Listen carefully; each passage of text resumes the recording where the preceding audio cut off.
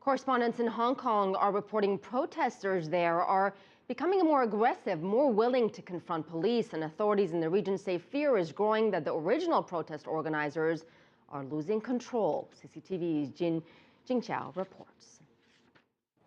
A day ahead of scheduled talks with the government, protest leaders appear to be losing control of a movement that has lasted for weeks.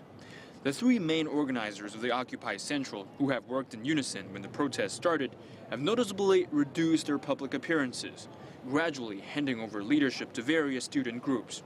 No one knows where the original Occupy Central protest leaders are, and even more worrying, who is actually in charge and calling the shots. Mongkok doesn't belong to the students. The Federation of Students and Scholarism are there. But there they say Mongkok residents have to listen to them. Let alone the three organizers. They are useless. They have gone nowhere. No one knows what happened to them. But the disappearance of the protest leaders hasn't sent demonstrators home.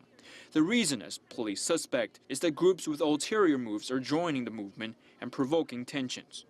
On Saturday, police arrested a 23-year-old man who was trying to recruit more people to join the illegal protests.